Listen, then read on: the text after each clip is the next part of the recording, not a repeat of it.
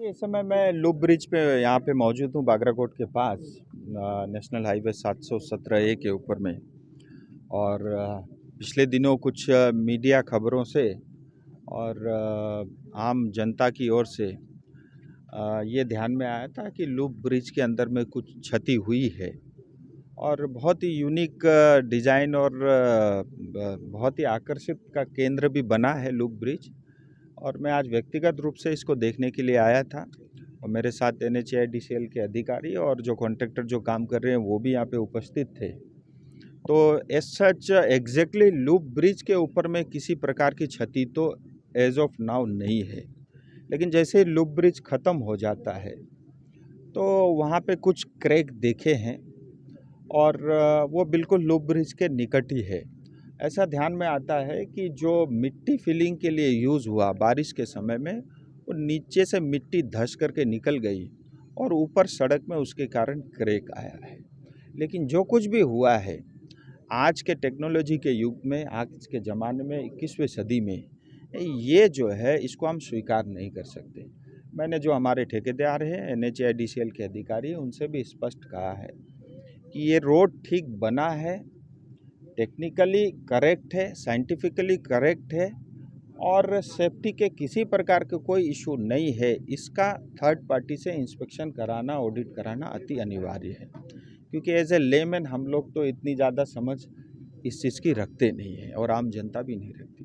तो मैंने उनसे कहा है, एक तो थर्ड पार्टी इंस्पेक्शन कराए, दूसरा ये जो कुछ भी हुआ है, जो गलती हुई है उसके रूट कॉज पे जा कर के एग्जैक्टली किन कारण से ये सब हुआ है उसकी जांच करें और उसके बाद जो है इमीडिएटली इसका रिपेयर और मरम्मत का काम हो और भविष्य में इस तरह की किसी तरह की घटना न हो, इसके लिए ऑडिट के लिए भी मैंने कहा ये सब होगा। और आने वाले दिनों में लाइटिंग भी यहाँ पे लगेगी और मेरे मन में तो एक इच्छा है कि ये एक बहुत 25-30 हज़ार तक टूरिस्ट भी यहाँ पे विज़िट करने आते हैं। एक 100 मीटर का लंबा जो है एक तिरंगा भी यहाँ पे फहराया जाएगा, जिसे एक और आकर्षण का केंद्र बनेगा।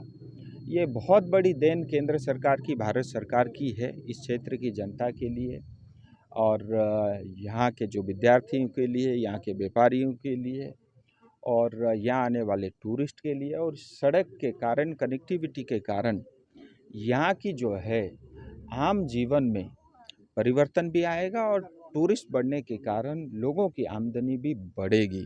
मुझे लगता है इस सब को हम सब ने सकारात्मक रूप से देखना चाहिए और मैं उनमें से नहीं हूँ कि अगर कहीं भी कुछ भी केंद्र सरकार की योजना में कमियां रहती है, सबसे पहले आवाज़ मैं ही बुलंद करूंगा और किसी तरह की कोताही, कमी को हम बर्दाश्त नहीं करेंगे। और जो जनता के लिए पैसा केंद्र सरकार ने भेजा है वो जनता तक पहुँचे, इसके लिए हम सब लोग प्रतिबद्ध हैं। के पास ज़रूर बनेगा, अब तक उसका टेंडर हो चुका होता, क्योंकि वो रोड जो है PWD के पास था।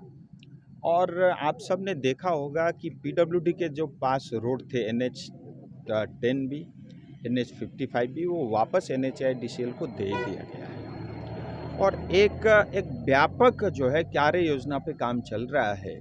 मैं आपको बताना चाहूँगा कि जो गोरखपुर से सिलीगुड़ी रोड आ रहा है, 6 लेन का ग्रीनफील्ड हाईवे जो आ रहा है, वो पहले सिलीगुड़ी के पास तक आ रहा था। अब उससे जो है सिलीगुड़ी से आगे एक्सटेंड करते हुए उसको सेवक बाजार और कोरोनेशन ब्रिज तक लेकर के आ रहे हैं। तो उसके कारण जो है अब ये जो सेवक ब्रिज का इलाका है, ये सारा नेशनल हाईवे अथॉरिटी को जाएगा, NHAI को जा रहा है।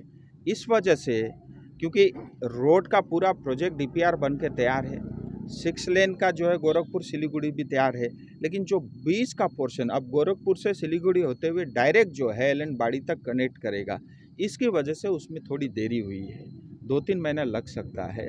मैंने ये भी NHAI से निवेदन किया है, जो गोरखपुर सिलीगुड़ी का हाईवे बनने में समय लगेगा, क्योंकि अभी तो लैंड एक्विजिशन हो रहा है, लेकिन उतना हम जो है समय तक प्रतीक्षा नहीं कर सकते। तो NHAI ने ये भी कहा है कि कोरोनेशन ब्रिज का अलग से टेंडर वो लोग जल्द निकालेंगे और अवश्य बनेगा। वो आवश्यकता है, वो लग्जरी नहीं है, वो आवश्यकता है। और जहाँ तक कोरोनेशन ब्रिज के ऊपर में 10 टन की गाड़ी समेत वजन के वाहनों को अलाउड है, मुझे ऐसा पता चला है कि जो पुलिसकर्मी दोनों साइड वहाँ पे ड्यूटी में लगे रहते हैं, वो गाड़ी चेक नहीं करते, वो 500 रुपये का नोट देख करके गाड़ी छोड़ देते हैं।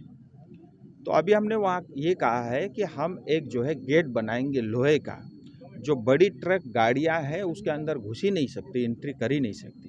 लेकिन उसके बावजूद भी छोटे गाड़ी में भी जो है 12 टन, 14 टन, 16 टन तक मटेरियल जाता आता रहता है और ख़ास करके रात में ज़्यादा होता है। मैं उन तमाम पुलिस साथियों से निवेदन करता हूँ, ये नोट लेने का काम बंद कर दें, आपके स्वास्थ्य के लिए वो हानिकारक होगा। और क्योंकि कल को अगर किसी तरह की घटना घटती है, उसके लिए जिम्मेदार पुलिस और प्रशासन होगा। इसीलिए 500 रुपये के नोट में, 200 रुपये के नोट में ये जो गाड़ी छोड़ने की प्रक्रिया है, ये जल्द बंद होना चाहिए।